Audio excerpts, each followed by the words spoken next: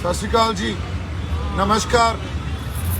आज हिंदी में बात करेंगे क्योंकि हमारे संघर्ष को एक नया रूप दिया जा रहा है। अभी हम इस देश की एकता और अखंडता और इस देश का मान सम्मान उसको किसी तरह चोट पहुंचाना चाहते हैं।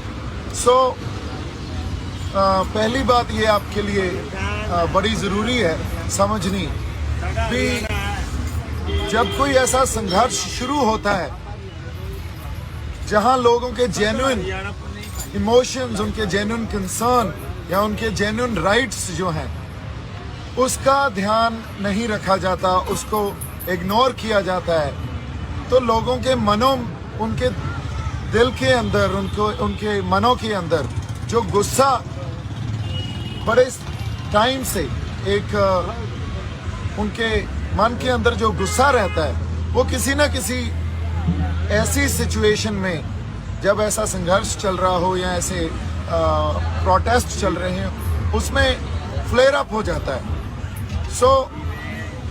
पहली बात तो ये है, आज इस सिचुएशन जो हुई उसमें वो गुस्सा फ्लेयर अप हो गया और इसमें किसी एक शख्सियत को अगर आप बोलें भी उसने भड़काहट की है, तो कभी भी संघर्ष, इतना बड़ा संघर्ष, वो किसी एक शख्सियत या एक व्यक्ति के ऊपर डिपेंड नहीं होता। इस बात को समझना बड़ा ज़रूरी है। दिल्ली के चार तरफ से बॉर्डर, जो हमारे किसान जथेबंदियां या हमारे लोग हैं, उन्होंने चारों तरफ से वो बॉर्डर, एक ऑब्स्टैकल जो वहाँ बैरिकेड की हुई थी, बैरिकेडिंग, उसको तोड़ के आगे बढ़े, उसको तोड़कर आगे बढ़े और वो सब, जैसे हम सब रेड फोर्ट की, लाल किले की तरफ चले गए।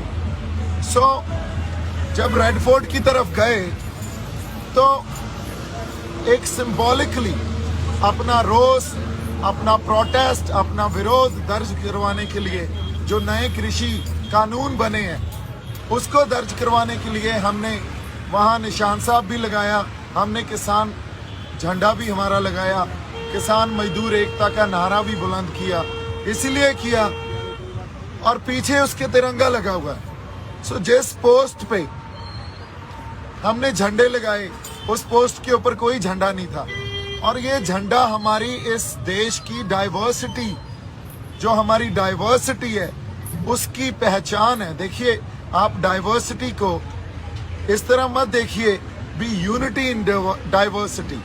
डाइवर्सिटी का एक्चुअल मीनिंग, जो यूनिटी इन डाइवर्सिटी, या हमारे गुरु साहबान या श्री गुरु ग्रंथ साहब से हमने सीखा है, different but equal. Different but equal जो डाइवर्सिटी है उसको समझने की कोशिश कीजिए।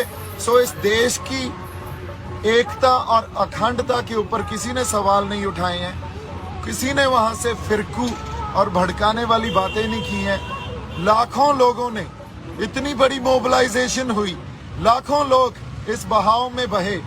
वो एक ऐसा बहाव है, अगर आप उस बहाव को नहीं समझेंगे और उसको सिर्फ आज की घटना को आइसोलेशन में देखने लगेंगे तो हम बहुत बड़ी गलती कर जाएंगे। ये एक पहले जो प्रोसेस चल रहा था उसकी कंटिन्यूशन है।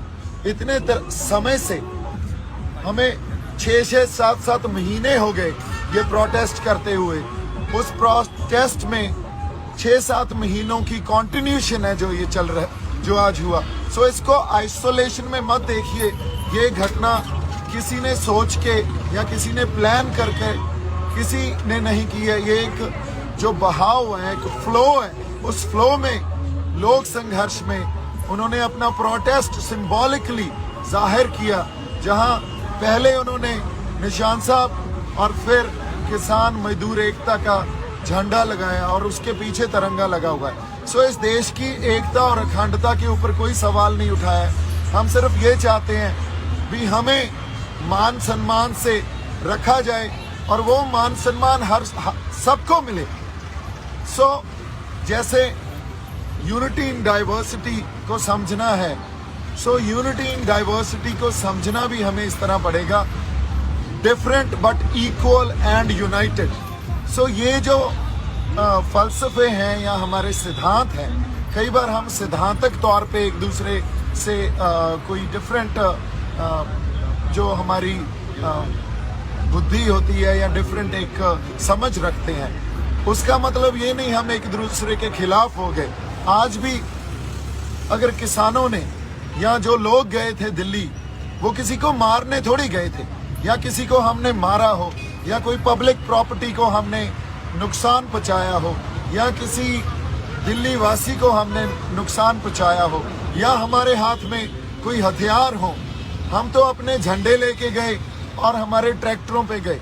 अब इनको अगर आप क्रिमिनल या इसको आप फिरकू दंगों का या इसको एक ऐसा आप एक रंग दे देंगे भी, ये देखो ये तो शरारती आंसर हैं, ये तो गलत आंसर हैं, तो ये हमारे इतिहास में हमेशा ही होता आया है। जब भी कोई इतनी बड़ी एजिटेशन होती है, सो हमेशा ही उसको हम ये बोल के भी देश की एकता और अखंडता को खतरा है, ये बोल के भी ये देखो ये तो फंडामेंटलिस्ट हैं या ये हार्डलाइनर्स हैं, हमेशा इस चीज़ में हम जो उनके बनते हक हैं, जो उनके बनते राइट्स हैं, वो नहीं देते और उसको इग्नोर करने लग जाते हैं। सो आज हमारे पास समा या ये जो एक टाइम ऐसा आ गया है, इसका डिस्कोर्स ऐसा है। पहली मेरी बेनती ये है भी इसको आप आइसोलेशन में मत देखें। जो आज हुआ है वो कोई आज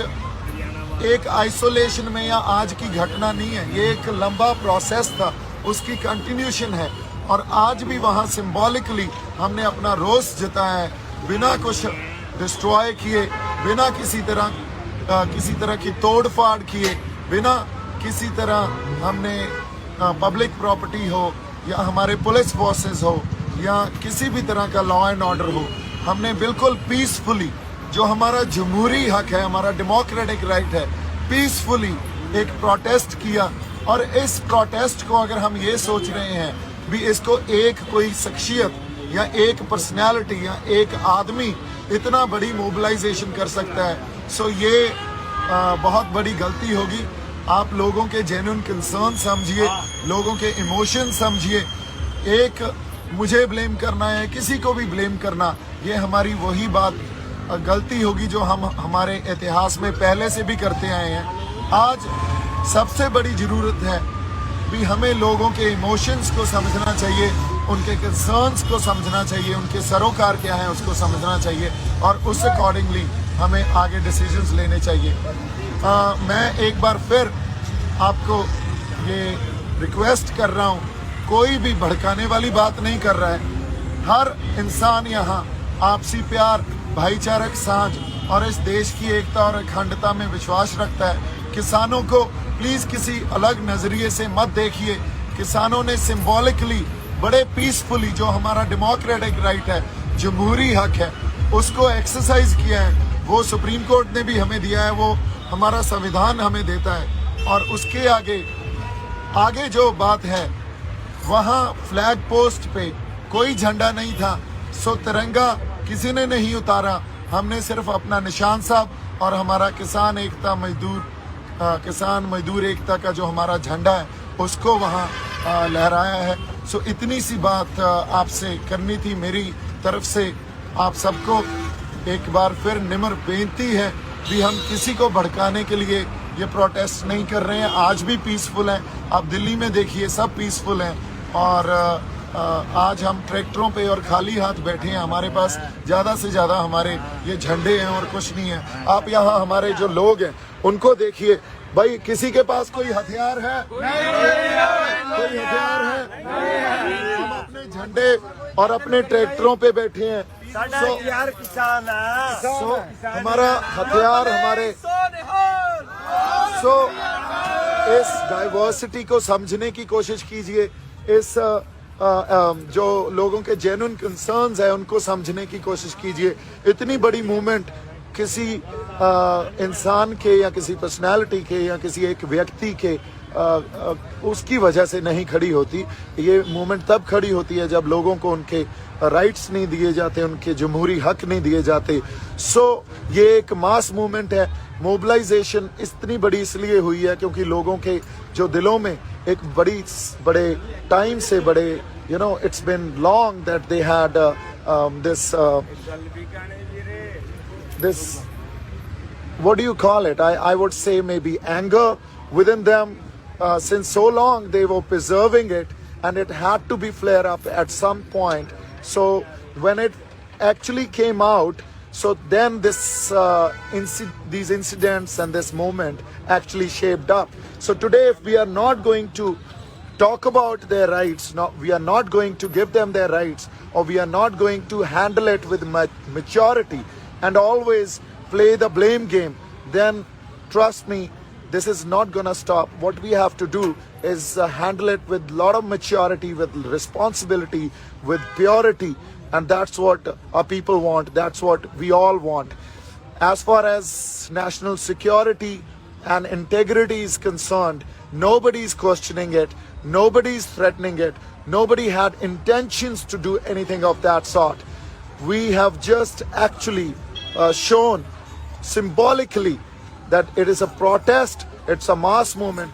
Please try and understand and deal with it with a lot of maturity, and the leadership, whether it is our farmer leadership or political leadership, kindly look into it and deal with it with responsibility and maturity, which I hope and we all hope that it will be. Please do not try to give it any other color. Nobody is trying to propagate some different agendas here. Nobody is trying to propagate that we are threatening national integrity and security.